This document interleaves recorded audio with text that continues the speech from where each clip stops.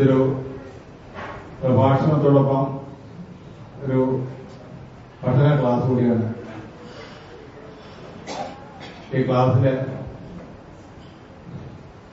നന്നായിട്ട് നടക്കുന്നതിന് വേണ്ടിയിട്ട്, ഈ പ്രഭാഷണം നന്നായിട്ട് നടക്കുന്നതിന് വേണ്ടിയിട്ട് മുൻപിലിരിക്കുന്ന ആളുകൾ ഇടയ്ക്ക് പോകാൻ ആവശ്യമുള്ളവരാണെങ്കിൽ അവർക്ക് പുറകുവശം പരമാനന്തമുപദേഷ്ടാരമീശ്വരം വ്യാപകം സർവലോകാനാം കാരണം തം ഭജമ്യഹം ശങ്കരം ശങ്കരാചാര്യം കേശവം ബാദരായണം സൂത്രഭാഷ്യകൃതോ വന്ദേ ഭഗവന്തൗ പുനഃ പുനഃ സദാശിവസമാരംഭം ശങ്കരാചാര്യമധ്യമാം അസ്മദാചാര്യപര്യന്താം വന്ദേ ഗുരുപരമ്പരാം ബോധാനന്തം ച കല്യാണം മലാനന്തമാത്മജം സച്ചിദാനന്തമാത്മജം അച്യുതാനന്തഗുരും.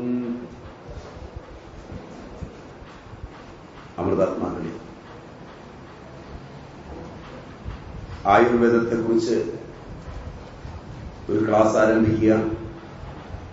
അതിന്റെ ആമുഖമായി ആയുർവേദത്തിന്റെ ആർഷഭൂമികയെക്കുറിച്ച് സംഭാഷണം ചെയ്യുക. ഈ രണ്ട് കർത്തവ്യങ്ങളാണ് സംഘാടകർ എന്നെ ഏൽപ്പിച്ചിട്ടുള്ളത്. ഒന്ന്, ആയുർവേദം എന്ന സംജ്ഞ കൊണ്ട് തന്നെ അത് ഏതോ അറിവിനെ കുറിച്ചുള്ളതാണ്. വേദം എന്നാൽ അറിവ്. ഭാരതീയരെ സംബന്ധിച്ചിടത്തോളം ആ അറിവ് 4 സംഹിതകളായി പിരിഞ്ഞു നിൽക്കുന്നതാണ്. 1 ഋഗ്, 2 യജുസ്, 3 സാമം, 4 അഥർവം. മനുഷ്യന് വിവരമില്ലാതിരുന്ന കാലങ്ങളിൽ, മനുഷ്യന് വിദ്യാഭ്യാസമില്ലാതിരുന്ന കാലങ്ങളിൽ, ആദിമ മനുഷ്യൻ ഗുഹയിലും മറ്റും താമസിച്ചിരുന്ന കാലങ്ങളിൽ ഇടിയെയും മിന്നലിനെയും ഒക്കെ കണ്ട് പേടിച്ച് വരണ്ട് അതിനെ ഭയന്ന മനുഷ്യൻ ആക്രോശിച്ച ശബ്ദജാലങ്ങളാണ് വേദങ്ങളെന്ന് വിശ്വസിക്കുന്നവരായിരിക്കും തൊടുപുഴയിൽ ഇപ്പോൾ എന്നെ കേൾക്കുന്നവരിൽ കൂടുതലും. കാരണം നിങ്ങൾ പഠിച്ച കൊസാംബിയുടെയും മറ്റും പുസ്തകങ്ങളിൽ, മജുംദാരുടെയും കൊസാംബിയുടെയും ഒക്കെ പുസ്തകങ്ങളിൽ, ചരിത്രത്തിന്റെ താളുകളിൽ നിങ്ങൾ പഠിച്ചിട്ടുണ്ടായിരിക്കുക, അങ്ങനെ ആയിരിക്കുകയും ചെയ്യും. എന്നാൽ ഇത് പഠിക്കുമ്പോൾ ഒരു പ്രാവശ്യമെങ്കിലും ഈ ഗ്രന്ഥങ്ങൾ എടുത്തൊന്ന് മറിച്ചു നോക്കുവാനോ അതിലെ ഭാഷ ഈ നാടിന്റെ പൂർവികരുടേതാണെങ്കിൽ അതെന്താണെന്നൊന്ന് ഒരു പ്രാവശ്യം നോക്കുവാനോ തയ്യാറായിട്ടും ഉണ്ടാവുകയില്ല. ആ നിലയിൽ അങ്ങനെയുള്ള വിചാരങ്ങളോ ചിന്തകളോ ഉണ്ടെങ്കിൽ അവർ എന്നെ ശ്രദ്ധിച്ചു കേൾക്കണേ എന്നും, ഞാൻ പറയുന്ന കാര്യങ്ങൾ ആ ഗ്രന്ഥങ്ങൾ വായിച്ചിട്ട് മറുപടിയുണ്ടെങ്കിൽ പറയണമേ എന്നും ആദ്യമായി താഴ്മയായി ഞാൻ അപേക്ഷിച്ചിട്ട് തുടങ്ങാമെന്ന് വിചാരിക്കുകയാണ്. ഭാരതീയരെ സംബന്ധിച്ചിടത്തോളം അറിവ് ആദിഭൗതികമെന്നും ആധ്യാത്മികമെന്നും ആദിദൈവികമെന്നും 3ആയി പിരിഞ്ഞു നിൽക്കുന്നു. 1, ഈ ഭൂതഭൗതിക പ്രപഞ്ചത്തെ പറ്റിയുള്ള ദൃശ്യവിന്യാസങ്ങളെ പറ്റിയുള്ള അറിവ്. 2, അവനവനിൽ രൂഢമൂലമാകുന്ന ശാരീരിക ഭാവങ്ങളെ പറ്റിയുള്ള അറിവ്. 3, അവന്റെ തന്നെ മൂലപ്രകൃതിയായ മനസ്സിനെ സംബന്ധിക്കുന്ന അറിവ്.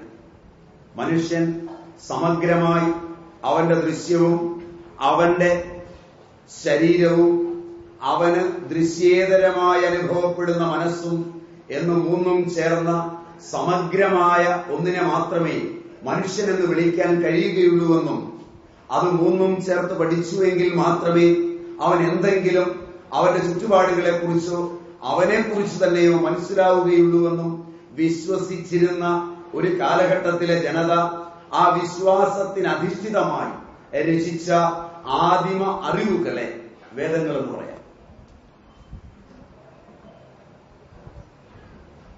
വളരെ കുറഞ്ഞ വാക്കില് പരിചയപ്പെടുത്തി പോയാലേ ഞാൻ ഉദ്ദേശിക്കുന്നിടത്ത് എത്തുള്ളൂ കൊണ്ട് അതവിടെ തീർക്കുകയാണ്.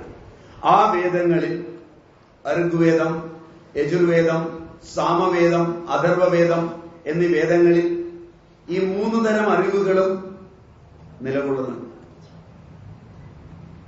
ആ അറിവുകളെ അടുക്കോടുകൂടി പഠിക്കാൻ പോകുമ്പോൾ ഊർജതന്ത്രവും രസതന്ത്രവും എല്ലാം അതിന്റെ ഭാഗങ്ങളിലുണ്ട്. അതിലേറ്റവും പ്രധാനമായി വൈദ്യശാസ്ത്രവും. ആ വൈദ്യശാസ്ത്ര സംബന്ധമായ അറിവുകൾ ഇന്ന് കാണുന്ന ഏറ്റവും പ്രകടമായ രോഗമെന്ന് നിങ്ങൾ വിശേഷിപ്പിക്കുന്ന ക്യാൻസർ, കർക്കിടക രോഗം എന്ന ഋഗ്വേദത്തിൽ തന്നെ സംജ്ഞയുണ്ട്.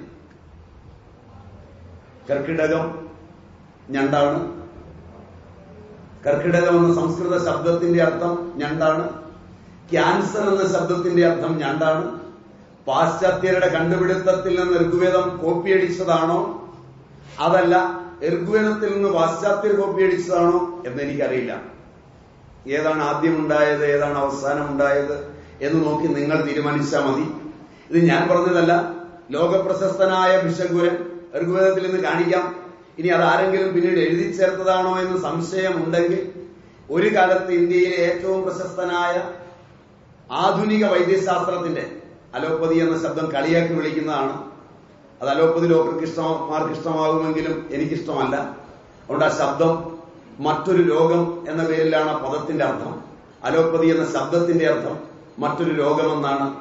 അതുകൊണ്ട് ആ പദം ആധുനിക വൈദ്യശാസ്ത്രത്തെ വിളിക്കാൻ യോഗ്യമല്ല. ആധുനിക വൈദ്യശാസ്ത്രം സമ്പൂർണമായ ഒരു ശാസ്ത്രശാഖയായി വളർന്നു കഴിഞ്ഞിട്ടുണ്ട്. ആ നിലയിൽ അതിലെ ഉത്തമനായ ഒരു ഭിഷഗ്വരൻ, മദ്രാസ് മെഡിക്കൽ കോളേജിലെ അതുല്യനായ ഓങ്കോളജിസ്റ്റ്, കഴിഞ്ഞ കാലഘട്ടത്തിലെ പ്രശസ്തനായ കൃഷ്ണമൂർത്തി ഒരു മെഡിക്കൽ ജേണലിൽ വളരെ വ്യക്തമായി എഴുതിയിട്ടുണ്ട്. ഞാൻ അത്ഭുത പരതന്ത്രനായി ക്യാൻസറിന് ഗ്രീക്ക് സാഹിത്യത്തോടും ഭാരതീയ വൈജ്ഞാനിക ശാഖയിലെ വേദങ്ങളോടും ബന്ധമുണ്ടെന്നും അത്രകാലത്തോളം പഴക്കമുണ്ടെന്നും കണ്ട് ഞാൻ അത്ഭുത പരതന്ത്രനായി. ഋഗ്വേദത്തില് ഞാൻ വായിക്കുമ്പോൾ ഞാൻ കണ്ടെത്തിയത് ഇന്നുപയോഗിക്കുന്ന ക്യാൻസർ എന്ന ശബ്ദം തന്നെ കർക്കിടക രോഗമെന്ന പേരിൽ കണ്ട് അത്ഭുതപ്പെട്ടു. സംശയമുള്ളവർ എപ്പോഴെങ്കിലും ചോദിച്ചാൽ ഇതിന്റെ എക്സ്ട്രാക്ട് തരികയും ചെയ്യാം. അപ്പൊ ആ നിലയിൽ പ്രാചീനമായ വേദങ്ങൾ ഏതെങ്കിലും കല്ലിനെയോ മരത്തെയോ മിന്നലിനെയോ ഇടിയെയോ കണ്ട് പേടിച്ചവരുടേതല്ല. മനുഷ്യനെ ഒന്നവന്റെ ദൃശ്യമായി അവൻ കാണുന്ന വസ്തുക്കൾ, അവൻ കേൾക്കുന്ന വസ്തുക്കൾ, അവൻ സ്പർശിക്കുന്ന വസ്തുക്കൾ, ഇതിനെല്ലാം ചേർത്ത് ദൃശ്യം എന്ന് പറയും. ദ സീൻ, കാണുന്നതെല്ലാം. രണ്ട്, കാണുന്നവൻ, അവൻ തന്നെ ഭൂതഭൗതികമായ അവന്റെ ശരീരവും സ്ഥൂല ശരീരവും, അവന് കാണാൻ കഴിയാത്ത അവന്റെ മനസ്സും ബുദ്ധിയും അഹങ്കാരവും എല്ലാം ചേർത്തു വരുന്ന സൂക്ഷ്മ ശരീരവും ചേർന്ന വിപുലമായ പഠനങ്ങളുടെ ആകരമാണ്. അതില് ആ ഋഗ്വേദത്തില്, യജുർവേദത്തില്, സാമവേദത്തില്, അഥർവവേദത്തില് ഒക്കെ വൈദ്യശാസ്ത്ര സംബന്ധികളായ അറിവുകൾ ധാരാളം ഉണ്ടെങ്കിലും അഥർവണമാണ് വൈദ്യത്തിന്റെ ഏറ്റവും കൂടുതൽ സംജ്ഞകളെ ഉൾക്കൊള്ളുന്നതെങ്കിലും അതിനെയും ഋഗ്വേദത്തിൽ അന്തർലീനമായി കണ്ട് ഋഗ്വേദത്തെയാണ് വൈദ്യശാസ്ത്രത്തോട് ഏറ്റവും ചേർത്ത് ആചാര്യന്മാർ പറയാറുള്ളത്. ആ ഋഗ്വേദത്തിന്റെ ഒരു ഉപവേദമാണ് ആയുർവേദം. 4 വേദങ്ങൾക്കും 4 ഉപവേദങ്ങളുണ്ട്. ഋഗ്വേദത്തിന്റെ ഉപവേദമാണ് ആയുർവേദം. യജുർവേദത്തിന്റെ ഉപവേദമാണ് ധനുർവേദം. യുദ്ധ ഉപകരണങ്ങൾ, യുദ്ധത്തിന് ഉപയോഗിക്കുന്ന ജൃംഭകാദി അസ്ത്രങ്ങൾ, ഇവയെക്കുറിച്ചൊക്കെയുള്ള വളരെ നിർണായകങ്ങളായ പഠനങ്ങളുള്ള ഒരു വൈദിക ശാഖയാണ് ധനുർവേദം. സാമവേദത്തിന്റെ ഉപവേദമാണ് ഗന്ധർവവേദം. സംഗീതം, സാഹിത്യം ഇന്ന് കാണുന്നതല്ല. ഇന്ന് സാഹിത്യമില്ല. ഇന്ന് സംഗീതവും ശരിക്കുണ്ട് എന്ന് പറഞ്ഞുകൂടാ. മനുഷ്യന്റെ ഹൃദയത്തെ ആഹ്ലാദിപ്പിക്കുകയും ആ ആഹ്ലാദം വഴി അവനെ അരോഗദൃഢഗാത്രനാക്കുകയും അവനെ ആനന്ദത്തിന്റെ ഔന്നത്യത്തിലേക്ക് എത്തിക്കുകയും ചെയ്യുന്ന സഹിതത്വമുള്ള, ജീവാത്മാവിന് പരമാത്മാവിനോട് സഹിതത്വം വരുന്ന ഒന്നിനെ സാഹിത്യം എന്ന് പറയാം എന്നാണ്. ആനന്ദവർദ്ധനൻ അല്പം കൂടി ലളിതമായി പറയുമ്പോൾ ഹൃദയ ആഹ്ലാദമാണ് സാഹിത്യം. ഇന്നൊരു പുസ്തകം വായിച്ചാൽ ഹൃദയാഹ്ലാദമല്ല, കരച്ചിലാണ് ഉണ്ടാവുക. ഇന്നൊരു പുസ്തകം വായിച്ചാൽ കോപമാണ് ഉണ്ടാവുക. ഇന്നൊരു പുസ്തകം വായിച്ചാൽ വെറുപ്പാണ് രൂപപ്പെടുക. ഇന്നൊരു പുസ്തകം വായിച്ചു കഴിയുമ്പോൾ ജുഗുപ്സയാണ് ഉണ്ടാവുക.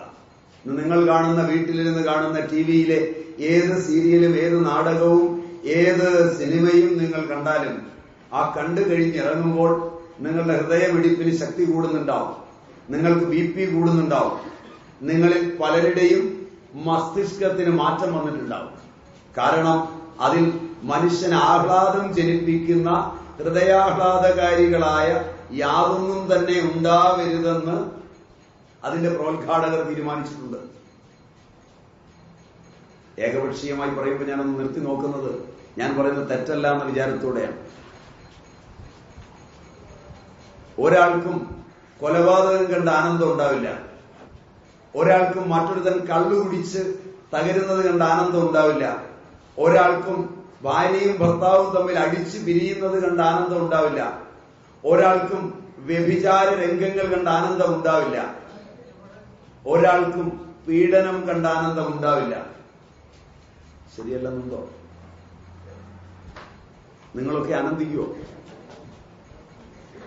ഇതല്ലാതെ മറ്റൊന്നും കാണാൻ ആധുനിക എഴുത്തുകാരുടെ കയ്യിലും ആധുനിക സിനിമകളുടെ കയ്യിലും ആധുനിക നാടകങ്ങളുടെ കയ്യിലും മറ്റൊന്നും ഇല്ലെന്ന് ഞാൻ പറഞ്ഞാൽ വിരോധിക്കുമോ?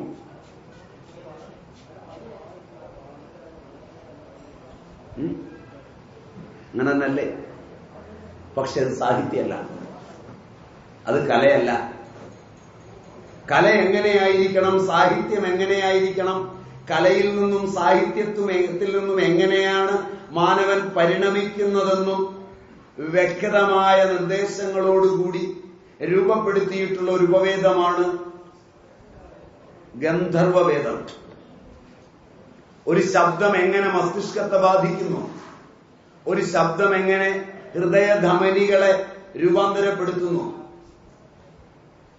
ഇതിനെ ആധാരമാക്കി, ഗന്ധർവവേദം എന്ന ഉപവേദത്തെ ആധാരമാക്കി അതിന്റെ വൈദ്യശാസ്ത്ര സംജ്ഞകൾ കൂടി ഉൾപ്പെടുത്തി നാരദന്റേതും മറ്റുമായി അനേക ഗ്രന്ഥങ്ങൾ പിന്നീടും വരുന്നുണ്ട്. നമ്മുടെ വിഷയം അതല്ല, അതും ഒരു ഉപവേദമാണ്. അപ്പോ ആയുർവേദം, ധനുർവേദം, ഗന്ധർവവേദം, നാലാമത് സ്ഥപത്യവേദം. എങ്ങനെയാണ് പ്രകൃതിയിൽ മനുഷ്യൻ അവന്റെ രൂപമായ ആവാസ വ്യവസ്ഥ ഉണ്ടാക്കുന്നത്, അവന്റെ രൂപമായ അവന്റെ പാദങ്ങൾ, അവന്റെ അരക്കെട്ട്, അവന്റെ തോള്, അവന്റെ തല, അതിന് സമാനമായിടത്ത് അവൻ താമസിക്കുമ്പോഴുണ്ടാകുന്ന ആനന്ദം എങ്ങനെയാണ്, അവന്റെ ആരാധനയ്ക്ക് വേണ്ടുന്ന കേന്ദ്രങ്ങൾ അവന്റെ പ്രതിരൂപങ്ങളായി എങ്ങനെയാണ് സൃഷ്ടിച്ചെടുക്കുക, ഇതിനെ ഉൾക്കൊള്ളുന്ന എഞ്ചിനീയറിംഗ് ആൻഡ് ആർക്കിടെക്ചർ വളരെ വിപുലമായ ഒരു ശാഖയായി ഭാരതത്തിൽ വളർന്നിട്ടുണ്ട്. അതൊക്കെ ഉണ്ടായിരുന്നോ എന്നറിയാൻ പുസ്തകമൊന്നും തേടി പോകണ്ട. പുസ്തകമുണ്ട്, വാങ്ങിക്കാം, വായിക്കാം, അതും വേണമെന്നില്ല. കോശ്യാല ഡൈനാസ്റ്റിയുടെയും കാക്കത്തീയ ഡൈനാസ്റ്റിയുടെയും വിജയനഗര ഡൈനാസ്റ്റിയുടെയും റൂയിൻസ് പോയി കണ്ടാൽ മതി. വേലൂരിലും ഹലേബീഡുവിലും ശ്രീപത്മനാഭപുരത്തും ഒക്കെ ഓടി നടന്നാൽ ഇന്ന് ആധുനിക വൈജ്ഞാനിക ശാഖയ്ക്ക് എത്തി നോക്കാൻ കഴിയാത്ത, മൺമറഞ്ഞു പോകാത്ത സ്മാരകങ്ങൾ നിങ്ങൾക്കിന്നും കാണാം. പുലികേശിയുടെയും മറ്റും പട്ടടക്കല്ലിലും ഐഹോളിലും നിങ്ങളൊന്ന് സഞ്ചരിച്ചാൽ മതി. ഒക്കെ അവിടെ ഉണ്ടോ? ഇത്രയും പഴക്കമുണ്ടോ? ഇത്രയും വികസിച്ചിരുന്നോ? അതോ മിന്നലും ഇടിയും കണ്ട് ഞെട്ടിയ മനുഷ്യൻ രചിച്ചതാണോ ഇതൊക്കെ എന്ന് സ്വയം നോക്കിയാൽ മതി. സായിപ്പ് പറഞ്ഞത് കാണാതെ പഠിച്ച് സ്വന്തം പൈതൃകത്തെ തള്ളി അങ്ങനെ പോകുമ്പോൾ ഒരു പ്രാവശ്യം ഒന്ന് തിരിഞ്ഞു നോക്കിയാൽ മതി. ഇതെല്ലാമല്ല നമുക്ക് പഠിക്കാം. നമുക്കിതിലെ ഒരു ചെറിയ ശാഖ ആയുർവേദം.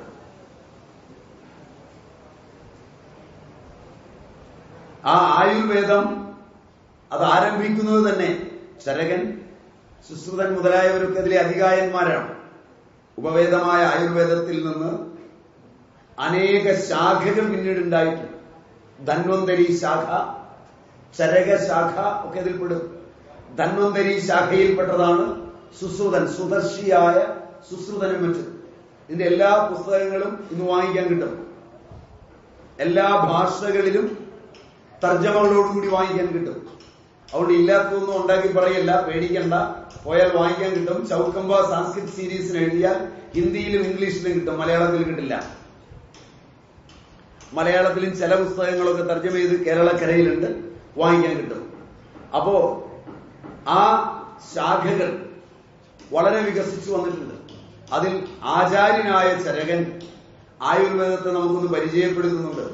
ശാശ്വതോയം ആയുർവേദ ഭാവ സ്വഭാവ നിത്യത്വ. ശാശ്വതോയം ആയുർവേദ ഭാവ സ്വഭാവ നിത്യത്വ ഭാവ സംസിദ്ധ ലക്ഷണത്വ. ആയുർവേദം ശാശ്വതമാണ്. ഒന്ന് നിത്യത്വം കൊണ്ട് ശാശ്വതമാണ്. അത് പുരുഷ പ്രകൃതിയിൽ നിന്ന് എഴുതിയതല്ല. വേദങ്ങളെ കുറിച്ചും ഇത് തന്നെയാണ് ആചാര്യന് പറയാനുള്ളത്. എന്ന് പറഞ്ഞാൽ ഇത് എഴുതിയ ആൾ മാനവികമായ ആഗ്രഹങ്ങളെ വെച്ചുകൊണ്ട് രചിച്ചതല്ല. പ്രാചീന കാലത്ത് ഒരു ഗ്രന്ഥവും അങ്ങനെ രചിച്ചതല്ല. അതുകൊണ്ട് ആ പുസ്തകത്തിലൊക്കെ അവരുടെ പേരെഴുതി വഷളാക്കിയിട്ടില്ല, നമ്മൾ എഴുതുന്ന പോലെ. അവരുടെ മനസ്സുയർന്ന ഒരവസ്ഥയിൽ കണ്ടെത്തിയതാണ്. അനാദിത്വ എന്നാണ് അതിന് സംജ്ഞ പറയുന്നത്. ഒന്ന് ശാശ്വതോയം ആയുർവേദ അനാദിത്വ. അനാദിയാണിത്. പ്രകൃതിയും മനുഷ്യനും തമ്മിലുള്ള ബന്ധം എന്ന് ആരംഭിച്ചുവോ അന്നു മുതൽ അത് ഭാവസാരല്യത്തോടുകൂടി അനുഭവിച്ച മനുഷ്യന്റെ അന്തർഗതത്തിൽ നിന്ന് രൂപപ്പെടുമ്പോൾ പൗരുഷമായ പ്രകൃതിയിൽ ഞാൻ എഴുതുന്നു എന്ന അഹങ്കാരത്തിൽ നിന്നുണ്ടായതല്ല. അനാദിത്വ ഭാവ സ്വഭാവ നിത്യത്വ. ഭാവം പദാർത്ഥം. ആയുർവേദത്തില് രോഗി ഒരു പദാർത്ഥമാണ്. രോഗിയിൽ ഉണ്ടാകുന്ന രോഗം പദാർത്ഥജ്ഞാനത്തിൽ നിന്നാണ്. അന്ന് പറഞ്ഞതാണ്. കാരണം എല്ലാ രോഗങ്ങളുടെയും ആവിർഭാവത്തിന് ഹേതു അയാളിലെ 3 ദോഷങ്ങളുടെ മാറ്റമാണ്. വാത പിത്ത കഫങ്ങളുടെ. ഇംഗ്ലീഷിൽ പഠിക്കാൻ പോയി കാറ്റാകൊളാമിൻ എന്നൊക്കെ പഠിച്ചാലും ശരിയാവില്ല.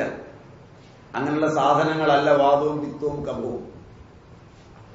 ഒന്ന്, നമ്മുടെ ശാസ്ത്രങ്ങൾ ആവിർഭവിക്കുന്ന കാലത്തുള്ള സാഖ്യശാസ്ത്രപ്രകാരം ആദ്യമായുള്ളത് ആകാശമാണ്. ഏറ്റവും സൂക്ഷ്മമായി ആദ്യം ആവിർഭവിക്കുന്നത് ആകാശമാണ്. ആകാശത്തിന്റെ ഗുണം ശബ്ദമാണ്. ശബ്ദത്തിൽ നിന്നാണ് സൃഷ്ടി ആദിമമായി ഉണ്ടാകുന്നത്. ഏറ്റവും ആദ്യം ഉണ്ടായത് വയലാറാണെന്ന് തോന്നുന്നു, ഒരു കവിതയിൽ പറയും. ഇത് ഉൾക്കൊണ്ടിട്ടായിരിക്കണം. ആരണ്യാന്തര ഗഹ്വരോദര തപസ്ഥാനങ്ങളിൽ സൈന്ധവോദാര ശ്യാമ മനോബി രാമപുളിനോപാന്തപ്രദേശങ്ങളിൽ ആരന്തർമുഖം ഇപ്രപഞ്ച പരിണാമോത്ഭിന്ന സർഗക്രിയാ സാരം തേടി അലഞ്ഞു പണ്ട് അവരിലെ ചൈതന്യമൻ ദർശനം. അദ്ദേഹം പറഞ്ഞു അവസാനം പറയും, നാദം ശൂന്യതയിങ്കൽ ആദ്യം അമൃതം വർഷിച്ച നാളിൽ. എല്ലാം നിഷേധിച്ച വയലാറാണ് അവസാനം ഇത് എഴുതിയത്. അതുകൊണ്ടാണ് വയലാറിനെ തന്നെ കൂട്ടിയത്. ചെറുപ്പകാലത്ത് എഴുതിയതല്ല. എല്ലാം കള്ളത്തരമാണെന്ന് പറഞ്ഞ് നിഷേധിച്ച വിപ്ലവത്തിന്റെ കവി അവസാന കാലത്ത് എഴുതിയതിലൊന്നാണ്. നാദം ശൂന്യതയിങ്കൽ ആദ്യം അമൃതം വർഷിച്ച നാളിൽ ഗതോന്മാദം വിശ്വപദാർത്ഥശാല ഒരിടത്തൊന്നായി തുടിച്ചീടവേ ആ ദാഹിച്ചു വിടർന്ന ജീവകലികാജാലങ്ങളിൽ കാലമേ നീദർശിച്ച രസാനുഭൂതി പകരൂ മദ്പാന പാത്രങ്ങളിൽ ഓർമ്മ പുറകോട്ട് പോകുമെങ്കിൽ ഋഗ്വേദ അഥർവവേദ അന്തർഗതമായ മാണ്ഡൂക്യത്തില് ഗംഭീരമായി ഓമിത്യേതദക്ഷരമിദം സർവം തസ്യോപവ്യാഖ്യാനം ഭൂതം ഭവത് ഭവിഷ്യതി സർവം ഓങ്കാരേവ യച്ച അന്യത്രികാലാതീതം തദപ്യോങ്കാരേവ എന്ന് കാണാം. ആദ്യമുണ്ടായ ശബ്ദം ബൈബിള് വായിച്ചിട്ടുണ്ടെങ്കിൽ കേൾക്കാം. In the beginning there was word, word was with God, word was God. യോഹന്നാന്റെ സുവിശേഷം. ആദിയിൽ വചനമുണ്ടായി, വചനം ദൈവത്തോടൊന്നിച്ചായിരുന്നു, അതേ വചനം ദൈവമായിരുന്നു. ആ ശബ്ദം, അതിന് കാരണമായ ആകാശം ആദ്യത്തെ ധാതുവാണ്. ആ ആകാശം ശബ്ദഗുണം മാത്രമുള്ളത് പരിണമിച്ച് വായുവായി. രണ്ടു ഗുണമായി, ശബ്ദവും സ്പർശവും. ആ ആകാശത്തിൽ നിന്ന് വായു, ആകാശാത് വായു, വായോരഗ്നി, വായുവിൽ നിന്ന് അഗ്നി ഉണ്ടായി. മൂന്ന് ഗുണമായി, ശബ്ദവും സ്പർശവും രൂപവും. അഗ്നിക്ക് രൂപഗുണവുമുണ്ട്. അഗ്നേരാപഹ, അഗ്നിയിൽ നിന്ന് ജലമുണ്ടായി. ജലത്തിൽ നിന്ന് അഗ്നി, അഗ്നിയിൽ നിന്ന് ജലം. സയൻസ് പഠിക്കുമ്പോൾ മനസ്സിലാവില്ല, അധ്യാപകരോട് സ്കൂളിൽ. കാരണം ജലമെന്ന് വൈജ്ഞാനിക ശാഖയിൽ നോക്കിയാലും 2 ഹൈഡ്രജനും 1 ഓക്സിജനുമാണ് അല്ലേ? ഹൈഡ്രജൻ ഓക്സിജന്റെ സാന്നിധ്യത്തിൽ ഒരു ഇന്ധനമാണ് അല്ലേ? അല്ലേ? ജ്വലനകാരിയായ ഓക്സിജൻ, ജ്വലനകാരിയായ ഹൈഡ്രജൻ, ജ്വലന സഹായിയായ ഓക്സിജൻ, രണ്ടും ചേർന്ന് ജ്വലിച്ചാൽ അഗ്നി. സ്വാഭാവികമായി ജലം അഗ്നിയാണ്. പക്ഷെ ജലം അഗ്നിയിൽ വീണാൽ കെടുകയും ചെയ്യും. അഗ്നി രൂപാന്തരപ്പെട്ട ജലം അഗ്നിയെ ഹനിക്കാൻ പോകുന്നതാവുക. ഇതാണ് സയൻസിന്റെ പ്രഹേളിക തന്നെ. ക്ലാസ് റൂമിൽ പോയി ചോദിക്കരുത്. പറഞ്ഞുതരാൻ അറിയാൻ മേലാത്ത ആള് ഗെറ്റൗട്ട് അടിച്ച പിന്നെ ഇത് കേട്ടേച്ച് പോയി ചോദിച്ച് ഗതികേടാവരുത്. അപ്പോ ശാസ്ത്രത്തിന്റെ ഈ ഒരു പ്രഹേളിക. അപ്പൊ അഗ്നേരാപഹ, അഗ്നിയിൽ നിന്ന് ജലമുണ്ടായി. അതുകൊണ്ടാണ് നിങ്ങൾക്ക് ചൂട് വരുമ്പോൾ ആ ചൂടിൽ നിന്ന് വെള്ളമുണ്ടാകുന്നത് വേർത്ത് എന്നുവരെ പറയും. ഒരു തമാശയെ ഇത് പഠിപ്പിക്കുന്ന വേദങ്ങൾ. ആ ജലത്തിൽ നിന്ന് വൃദ്ധിയുണ്ടായി. ജലമാണ് ജീവന്റെ സ്രോതസ്. ആപയോ വൃദ്ധി. ഈ 5 തത്വങ്ങൾ, പഞ്ചഭൂതങ്ങൾ, ഇവ സമമായിരിക്കുമ്പോൾ ആരോഗ്യവും, ഇവ അസമമാകുമ്പോൾ രോഗവും. അപ്പൊ പദാർത്ഥങ്ങൾ ഇവയാണ്. രോഗിയിൽ കാണുന്ന ദോഷങ്ങൾ എന്നറിയപ്പെടുന്ന 3 പദാർത്ഥങ്ങൾ. ഇവയെ 3ആയി തിരിക്കും. ആകാശവും വായുവും ചേർന്ന് വാതവും, അഗ്നി മാത്രം നിലകൊണ്ട് പിത്തവും, ജലവും പൃഥ്വിയും ചേർന്ന് കഫവും. ഈ 3 വാത പിത്ത കഫങ്ങൾ സമമാകുമ്പോൾ ആരോഗ്യം, അസമമാകുമ്പോൾ രോഗം. അപ്പോ ഈ പദാർത്ഥങ്ങൾ ശാശ്വതോയം ആയുർവേദ, തിരിച്ചു പോവാം, അനാദിത്വാ, അത് അനാദിയാണ്, അത് നേരത്തെ കണ്ടു. ഭാവ സ്വഭാവ നിത്യത്വ,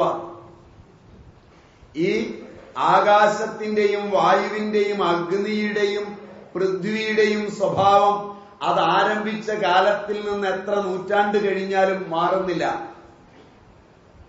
ആകാശത്തിന്റെ ഗുണമായ ശബ്ദവും വായുവിന്റെ ഗുണമായ സ്പർശവും അഗ്നിയുടെ ഗുണമായ രൂപവും ജലത്തിന്റെ ഗുണമായ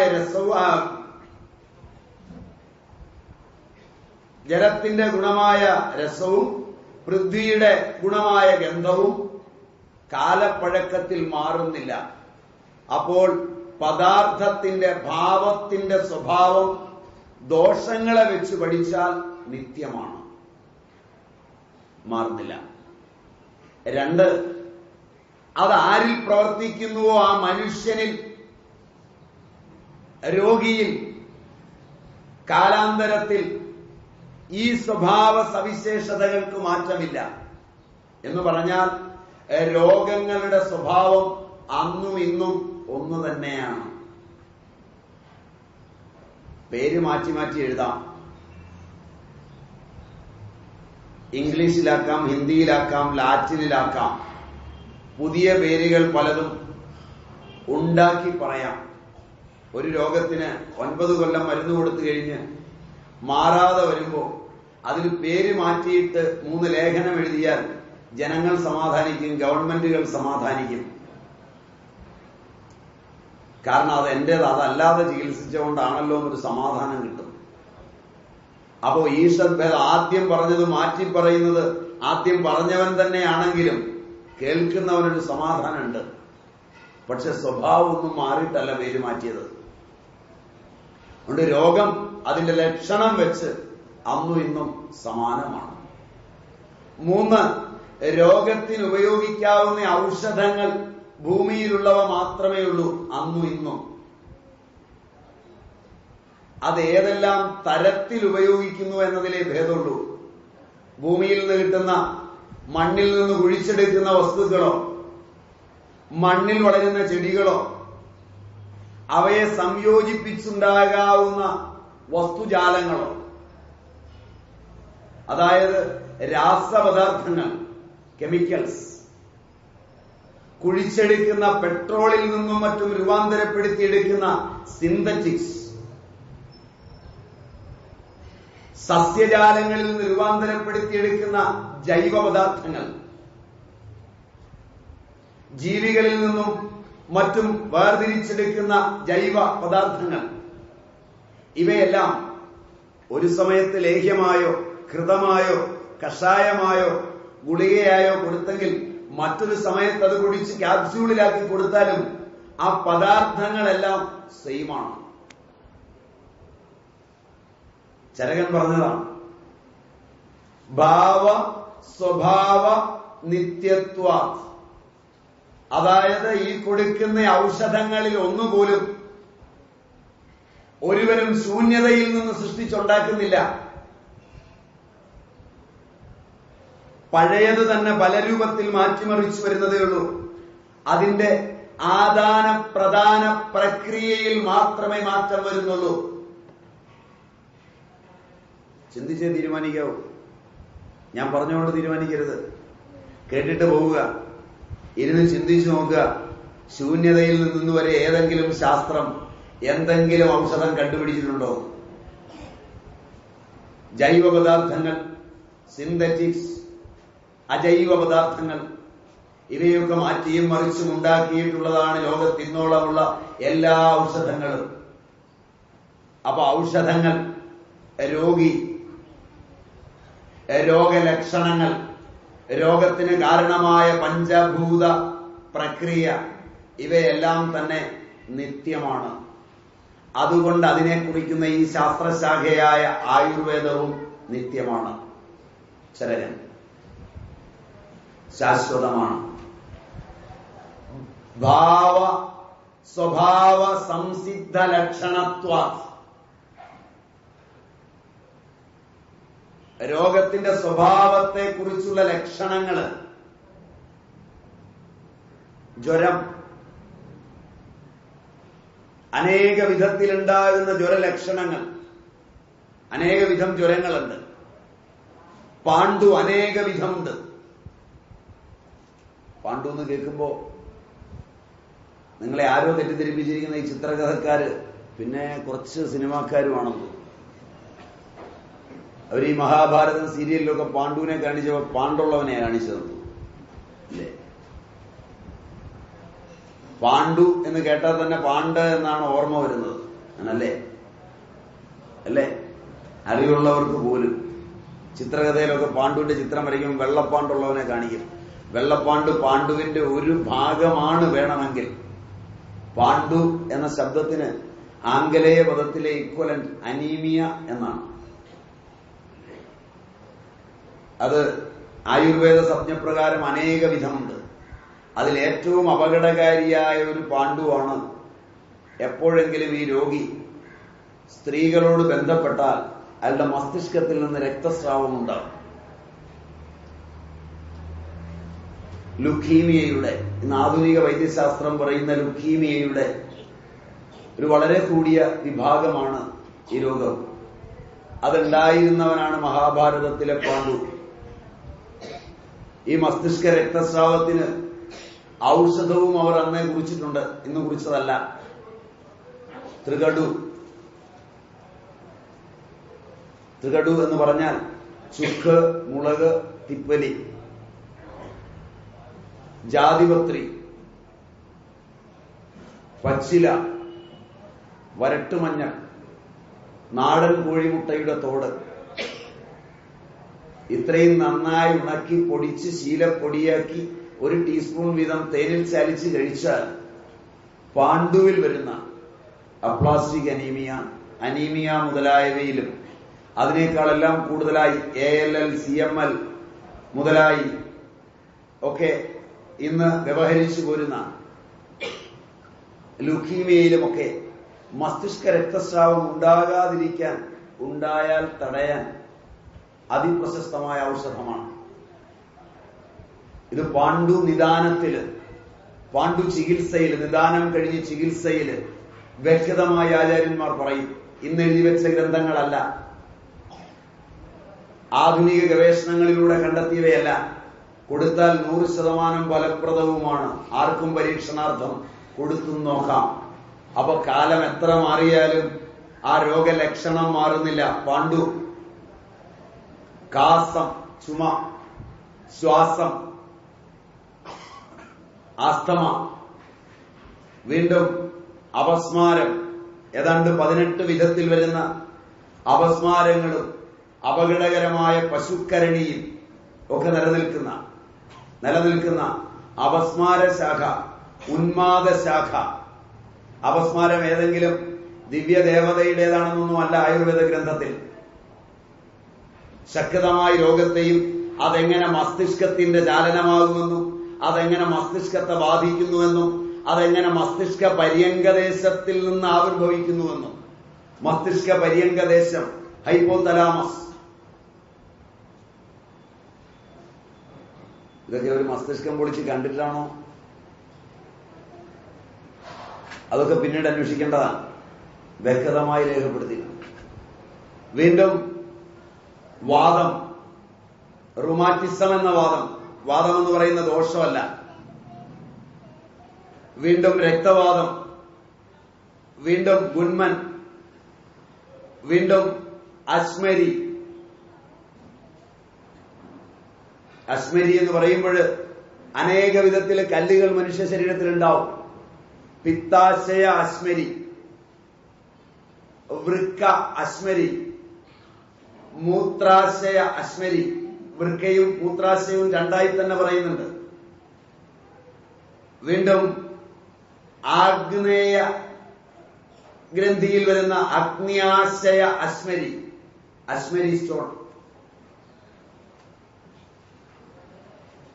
അതുണ്ടാകുന്ന വിധം, അതിന് കൊടുക്കാവുന്ന ഔഷധങ്ങൾ, അത് ശസ്ത്രം കൊണ്ട് എങ്ങനെ കീറിയെടുക്കാം, ഇതൊക്കെ പുസ്തകത്തിൽ വ്യക്തമായിട്ടുണ്ട്. ശസ്ത്രം കൊണ്ട് കീറിയെടുക്കുന്ന വിധം ഉൾപ്പെടെ അതിനുപയോഗിക്കേണ്ട ശസ്ത്രം, അതിന് സഹായമായി ഉപയോഗിക്കേണ്ട സഹായ ഔഷധങ്ങൾ. ഞാൻ പറഞ്ഞിട്ട് പോകുന്ന കാര്യങ്ങൾ കേട്ട് അത്ഭുതപ്പെട്ട് ആരെങ്കിലും ഇരിക്കേണ്ടതില്ല. ഈ പുസ്തകം എല്ലാം വാങ്ങിക്കാൻ കിട്ടും. എല്ലാം മാർക്കറ്റിൽ കിട്ടുന്ന പുസ്തകങ്ങളാണ് ഇതിനെ സംബന്ധിക്കുന്ന. അല്ല വെറുതെ കേട്ടുകേൾവികളോ പണ്ടങ്ങനെ ഉണ്ടായിരുന്നു, ഉപ്പുപ്പ കാന ഉണ്ടായിരുന്നു എന്ന് പറയല്ല. അത് എങ്ങനെ ഔഷധം കഴിച്ച് ഈ അശ്മരികൾ കളയാം, ആ അശ്മരികൾ അതിന്റെ രാസപ്രവർത്തനത്തിൽ എത്ര വിധമുണ്ട്, അതിൽ ഓരോന്നിനും ഏത് ഔഷധമാണ്. മൂത്രം കട്ടിയായി വരുന്ന മൂത്രാശ്മരി, രക്തത്തിൽ നിന്ന് വരുന്ന രക്താശ്മരി, രക്തം കട്ടിയായിട്ട് വരുന്ന, ശുക്ലം കട്ടിയായി വരുന്ന ശുക്ലാശ്മരി, ഇങ്ങനെ വരുന്ന അശ്മരി വിഭാഗങ്ങൾ. ഇതൊക്കെ ഒരു വേർതിരിച്ച് പഠിച്ചിട്ടുണ്ട്. ആ ലക്ഷണങ്ങളൊന്നും അന്നും ഇന്നും മാറ്റമില്ല. ആ ലക്ഷണങ്ങൾക്ക് ഇന്ന് പുതിയ ബാഹ്യതലങ്ങളെ ഉപയോഗിക്കേണ്ടതുമില്ല. രോഗിയെ ശരിയായി നോക്കാനും ശരിയായി കാണാനും കഴിയുമെങ്കിൽ രോഗവും കണ്ടുപിടിക്കാമെന്ന് അവർ.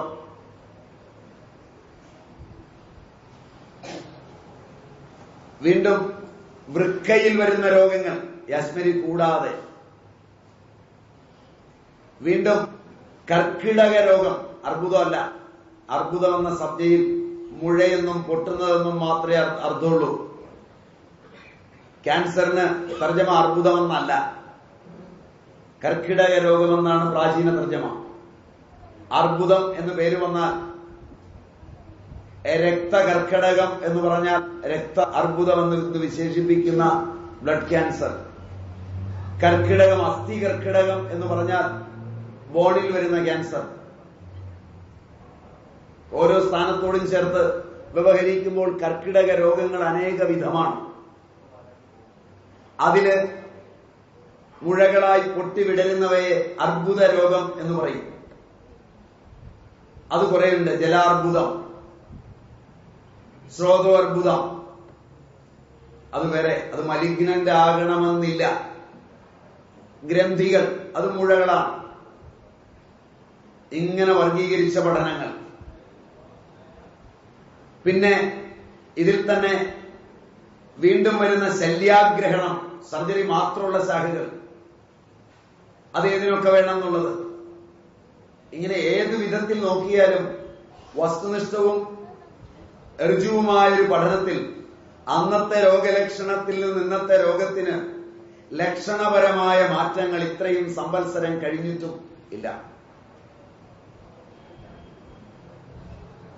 കുട്ടി ജനിക്കുന്നിടത്തും കുട്ടികളുണ്ടാവില്ലാത്ത ആളുകളുണ്ട്. ഇത് വാചീകരണ ശാഖയിൽപ്പെട്ടതാണ്. ആയുർദൈർഘ്യം കൂട്ടണമെന്ന് ആഗ്രഹം വരും, അത് വേറൊരു ശാഖയിൽപ്പെട്ടതാണ്.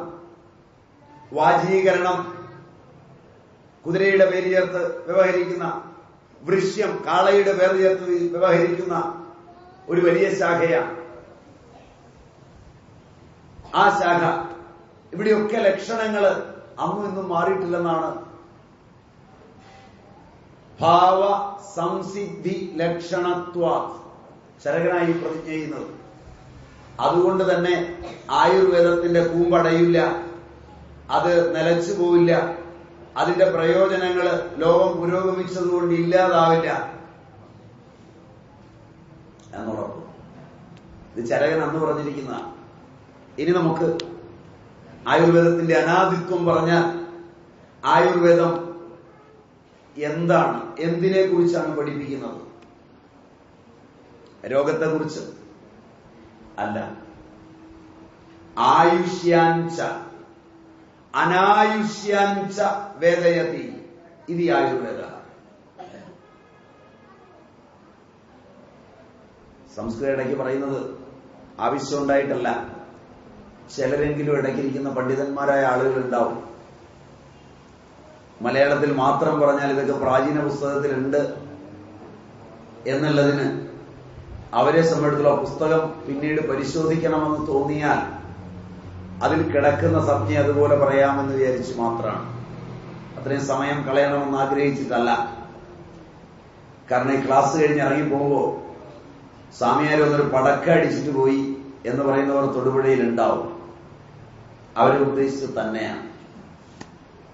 അവർ പ്രത്യേകം നോട്ട് ചെയ്യാൻ യാതൊരു സംശയവും വേണ്ട. ആയുഷ്യാഞ്ച അനായുഷ്യാഞ്ച വേദയതി ഇതി ആയുർവേദ. ആയുസ്സിനെ കുറിച്ച് അറിയുന്നത്, വേദയതി അറിയുന്നത് ആയുർവേദമാണ്. അനായുസ്സിനെ കുറിച്ചറിയുന്നതും ആയുർവേദമാണ്. ആയുർവേദത്തിന്റെ പഠനം രണ്ട് ശാഖയാണ്. ഒന്ന് ആയുസ്സിനെ കുറിച്ചുള്ള പഠനം, രണ്ട് അനായുസ്സിനെ കുറിച്ചുള്ള പഠനം. എന്താ ആയുസ്? എത്ര ആയുസ്? ഏതൊരു ജീവിയുടെയും പൂർണ്ണ വളർച്ചയെത്താൻ ഒരു കാലമുണ്ട്. മനുഷ്യന് പൂർണ്ണ വളർച്ചയെത്താനുള്ള കാലം 20 കൊല്ലമായാണ് പൗരാണിക ശാസ്ത്രം കണക്കാക്കുന്നത്. ആരോഗ്യമുള്ള ഒരു പ്രജാതന്തുവിനെ ഭൂമിക്ക് സംഭാവന ചെയ്യാൻ പുരുഷനും സ്ത്രീയും പാകമാകുന്നത് 20 വയസ്സിലെത്തുമ്പോഴാണ്. പൂർണ്ണ ആരോഗ്യമുള്ള 12 വയസ്സിലോ 8 വയസ്സിലോ ഒക്കെ ഗിന്നസ് റെക്കോർഡ് ഉണ്ടാക്കാൻ പറ്റിയിരുന്നു. അത് പൂർണ്ണ ആരോഗ്യമുള്ള പ്രജാതന്തു ആകണമെന്നില്ല.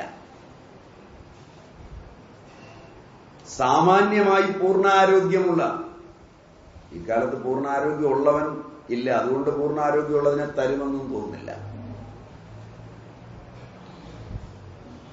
കാരണം പൂർണ്ണ ആരോഗ്യം എന്ന് പറയുന്നത് മനസ്സ് ആരോഗ്യമുള്ളതായിരിക്കണം, അതിലായി ശരീരം ഇരിക്കുന്നത്.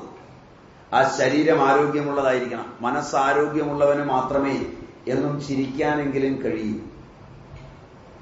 പൂർണ്ണം ആരോഗ്യമുള്ള ഒരു മനസ്സും അതിൽ പൂർണ്ണാരോഗ്യമുള്ള ഒരു ശരീരവും ഉള്ളവന് മാത്രമേ പൂർണ്ണാരോഗ്യമുള്ള ഒരു പ്രജാതന്തുവിനെ തരാൻ പറ്റൂ. പ്രജാതന്തു, സന്തതി, രണ്ടു പദവും മനസ്സിലായില്ലെങ്കിൽ അടുത്ത തലമുറയിലേക്ക് സംഭാവന ചെയ്യുന്ന കുഞ്ഞ്. ഇനിയും മനസ്സിലായില്ലേ? ഭാഷ അറിയില്ല. അപ്പോ ഒരു പ്രജാതന്തുവിനെ തരാൻ കഴിവ് പൂർണ്ണ വളർച്ചയെത്തുമ്പോൾ 20 വയസ്സാകുമെന്ന് ആയുർവേദം. അതിന്റെ 5 മുതൽ 6 ഇരട്ടി വരെ കാലമാണ് ഒരാളിന്റെ ആയുർദൈർഘ്യം.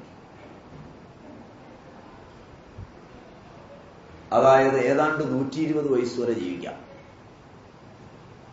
പൂർണ്ണ ആരോഗ്യത്തോടെ, പരന് ഉപദ്രവമാകാതെ.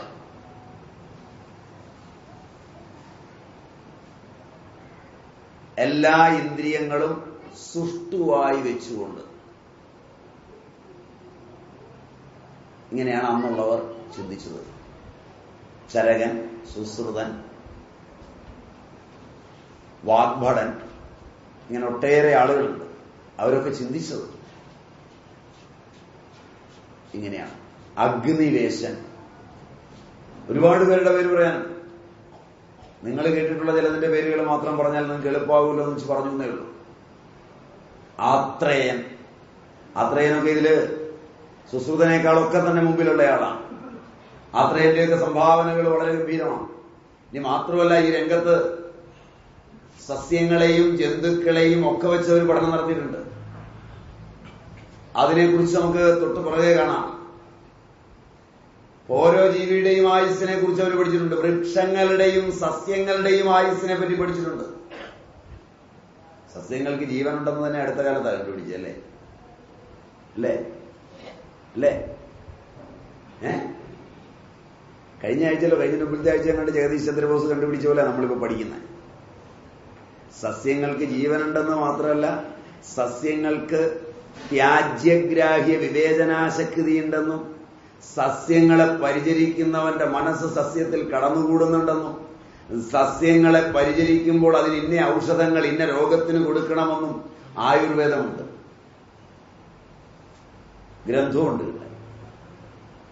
സസ്യങ്ങളുടെ വർഗീകരണം നടത്തിയിട്ടുള്ള അതിന്റെ ഫാമിലി, അതിന്റെ സ്പീഷീസ്, അത് പുറത്ത് അതിന്റെ വേരിനിന്ന രസം, അതിന്റെ തണ്ടിനിന്ന രസം, അതിന്റെ ഇലയ്ക്കുന്നത്, അതിന്റെ കായ്ക്കുന്നത്, പൂവിനിന്നത്, അത് നാവിൽ അലിയിപ്പിക്കുമ്പോഴുള്ള രസം ഇന്നത്, അത് അകത്ത് ചെന്ന് പക്വാശയത്തിലെത്തി പാകം ചെയ്ത് കിട്ടമായി കഴിഞ്ഞാൽ അത് ഇന്ന ഇന്ന മാറ്റങ്ങൾ ശരീരത്തിൽ ഉണ്ടാക്കുമെന്നുള്ളത്, അതിൽ നിന്ന് എന്തു ദോഷമുണ്ടാകും, എന്തു ഗുണമുണ്ടാകും എന്നുള്ളത്, വീര്യം, വിഭാഗം, രസം, ഇങ്ങനെ വേർതിരിച്ച് പഠിപ്പിക്കുന്ന ഗ്രന്ഥങ്ങൾ ഒട്ടേറെയാണ്.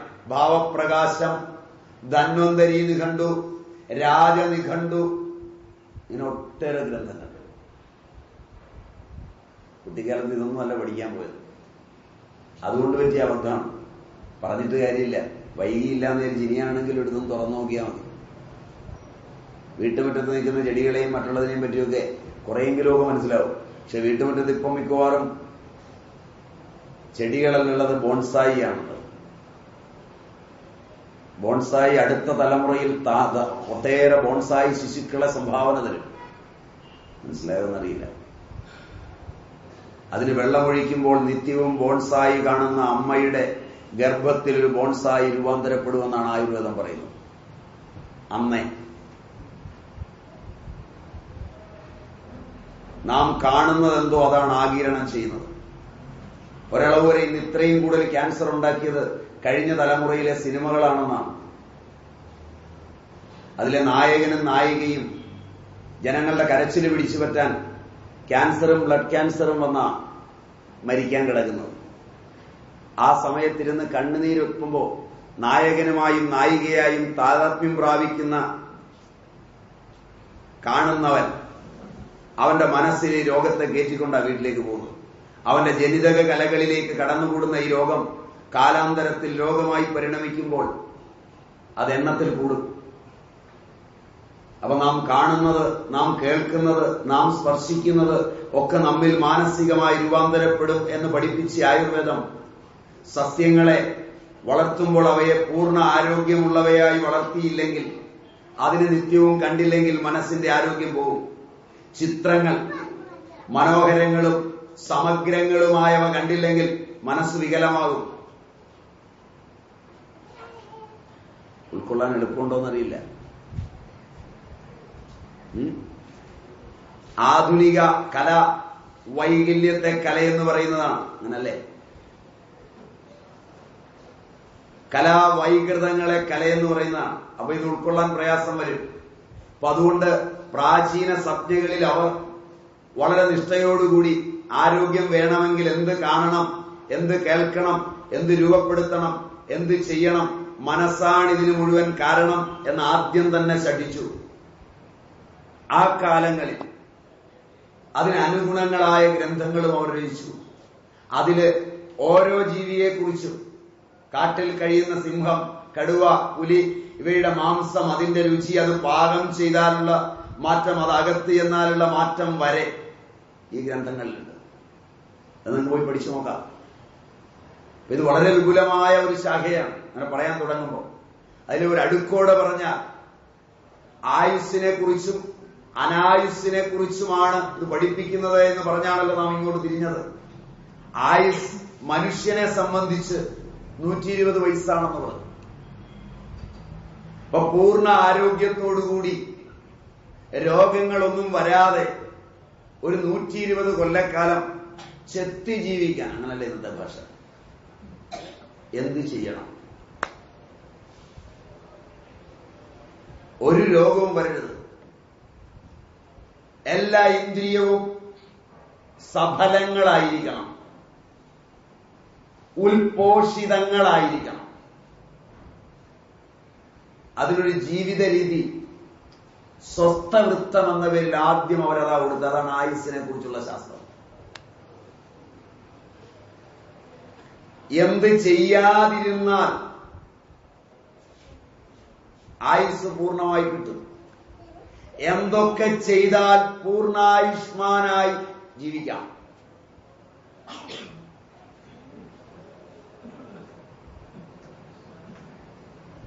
എന്ത് കഴിക്കണം, എന്ത് കാണണം, എന്ത് കേൾക്കണം, ശബ്ദസ്പർശ രൂപരസഗന്ധാദി വിഷയങ്ങളെയൊക്കെ ഏത് രീതിയിൽ അടുക്കി വെച്ച് എങ്ങനെയുള്ളൊരു ജീവിതക്രമം പാലിച്ചാൽ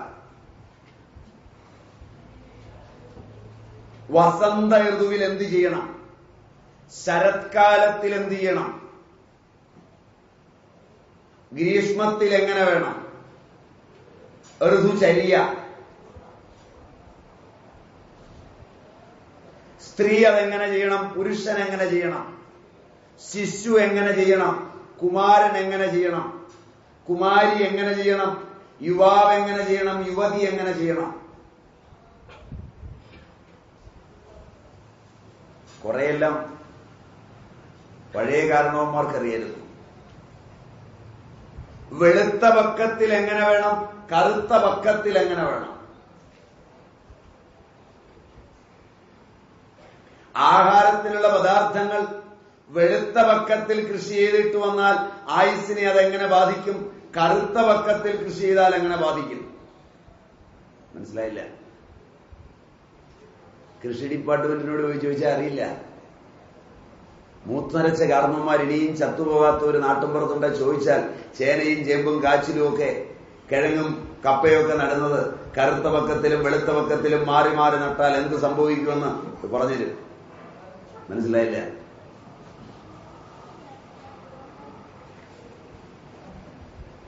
നട്ടു നോക്കിയിട്ട് അവർ പറഞ്ഞു ശരിയാണോ എന്ന് പരീക്ഷിച്ച് സത്യമാണോ എന്ന് കണ്ടിട്ട് തീരുമാനിച്ചാൽ മതി. വെളുത്ത പക്കത്തിൽ മരം മുറിച്ചാൽ എങ്ങനെ ഇരിക്കും, കറുത്ത പക്കത്തിൽ മുറിച്ചാൽ എങ്ങനെ ഇരിക്കും? അത് കുറെ അറിയാമെന്ന് തോന്നുന്നു. അറ്റ്ലീസ്റ്റ് മുളയൊക്കെ മുറിക്കുമ്പോ പക്കം മാറിയാൽ മുഴുവൻ ഇങ്ങനെ പൊടിയായിട്ട് വീഴും. കണ്ടിട്ടില്ല?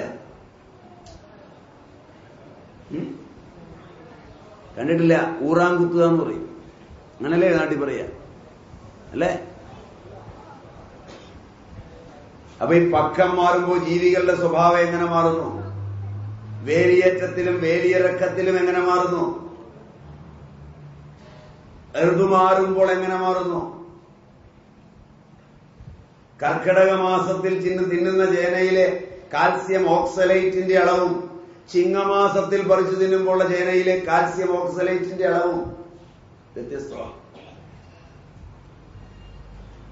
കർക്കിടക മാസത്തിൽ വെണ്ണ പോലെ വേവുന്ന കൽച്ചട്ടിയിൽ തുറന്നു വെച്ച് വേവിച്ച ചേന തിന്നുമ്പോൾ സ്റ്റോൺ ഉണ്ടാകാതിരിക്കുന്നതും ചിങ്ങത്തിലും കന്നിയിലും തുലാത്തിലും പറിച്ച് പഴകിയ ചേന തിന്നുമ്പോൾ സ്റ്റോൺ ധാരാളമായി ഉണ്ടാകുന്നതും അസ്മരി, കാൽസ്യം ഓക്സലേറ്റ്.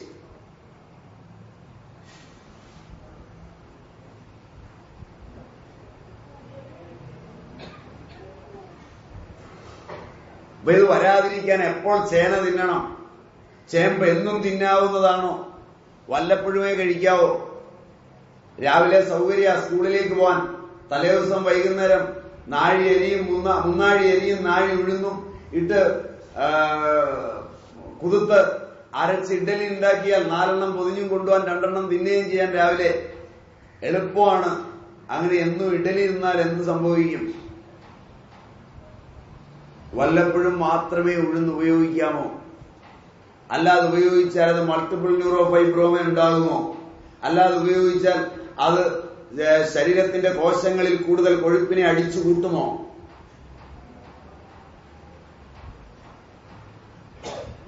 പണ്ടുകാലത്തൊക്കെ തിരുവോണവും തിരുവാതിരയൊക്കെ വിശേഷം വരുമ്പോഴേ വല്ലപ്പോഴും ഇഡലിയും ദോശയൊക്കെ ഉള്ളൂ. അങ്ങനല്ലേ? ഇപ്പൊ തൊടുപുഴയിലെ എല്ലാ വീട്ടിലും ചെന്നാൽ രാവിലെ ഇഡലി ഷുവറാണ്, വൈകുന്നേരം ദോശ. ഉഴുന്നില്ലാതെ യാതൊന്നുമില്ല. 4 മണിയാകുമ്പോൾ 4 ഉഴുന്നോടെയും. പിന്നെ എങ്ങനെ രോഗം ഉണ്ടാകാതിരിക്കും? സ്വസ്ഥവൃത്തത്തിൽ എന്നും കഴിക്കാവുന്ന പലഹാരമല്ല ഉഴുന്ന്. ഉഴുന്ന് വർജ്യമാണ് എന്നും കഴിക്കുന്നത്. ചിലയിടത്ത് മരുന്നുമാണ്. ബാലപ്രമേഹത്തിൽ ഏറ്റവും പ്രസിദ്ധമായ മരുന്നിന്റെ യോഗങ്ങളിൽ ഒന്നാണ്. മറക്കുന്നില്ല. സന്ധികളെ ബാധിക്കുന്നതും നെർവുകളെ ബാധിക്കുന്നതുമായ സമയങ്ങളിൽ മഹാമാഷ തൈലത്തിലെ ഏറ്റവും പ്രധാന ചേരുവ മാഷമാണ്, ഉഴുന്നാണ്. സംശയം വേണ്ട. പക്ഷെ എന്നും കഴിക്കാവുന്ന ആഹാരമല്ല.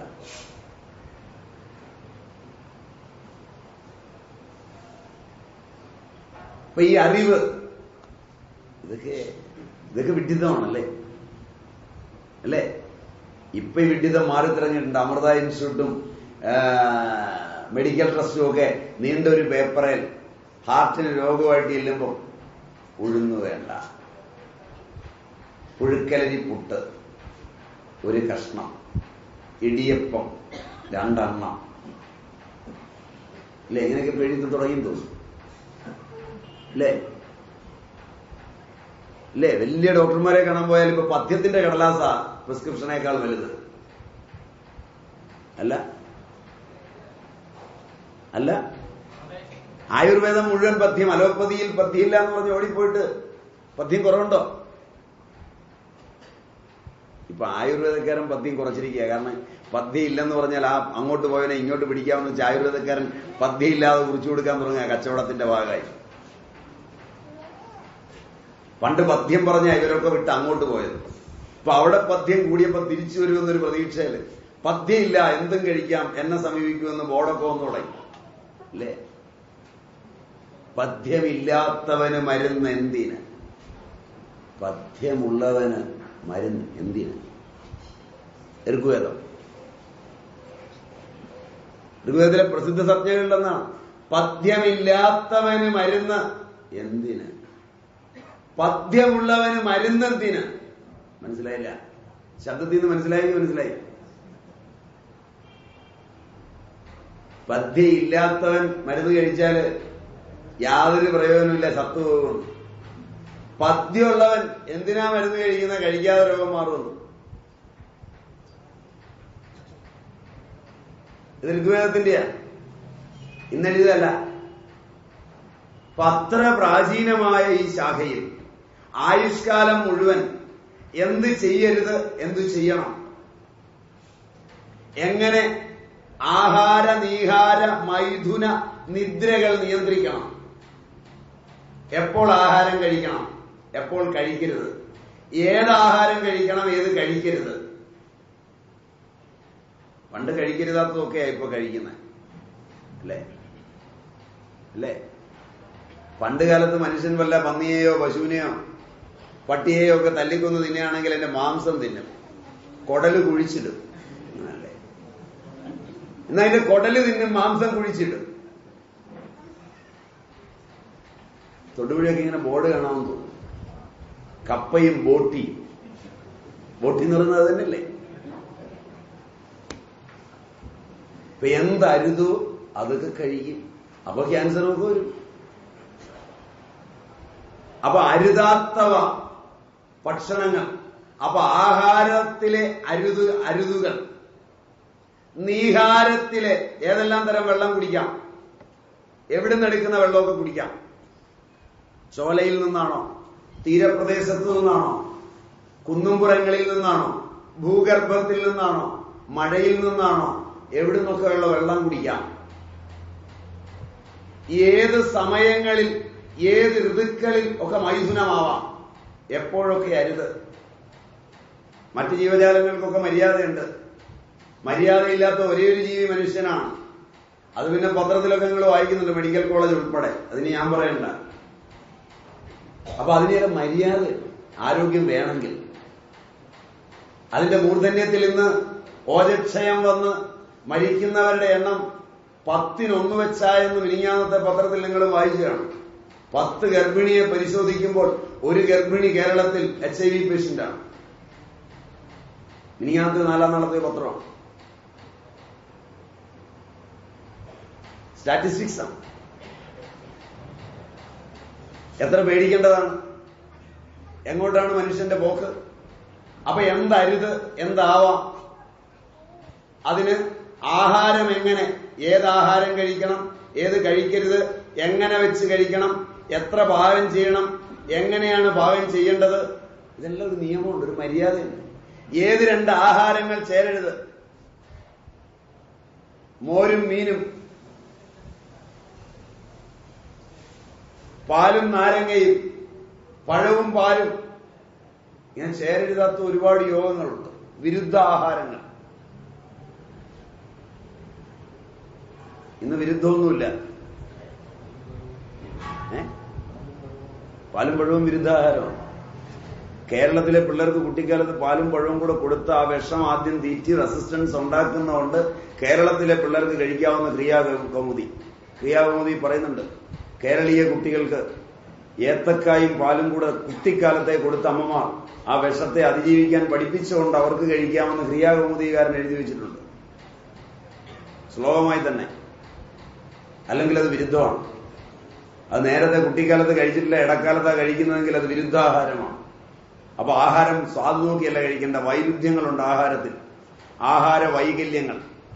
ഇപ്പൊ തൈരും മീനും, സോറിയാസിസ് എന്ന് പറയുന്ന ഒരു രോഗം ഇന്ന് വരുന്നതിന്റെ 99% തൈരും മീനും എന്ന വിരുദ്ധാഹാരത്തിന്റെ കെമിക്കൽ റിയാക്ഷനിൽ നിന്ന് തലയുടെ ഓട്ടില് ഒരു സ്രവം ഉൽപ്പാദിപ്പിക്കപ്പെടുകയും അത് കട്ടിയാവുകയും അത് താഴേക്ക് വ്യാപിക്കുകയും ചെയ്യുകയാണ്. പേര് തന്നെ കപാലകുഷ്ഠം എന്നാണ്.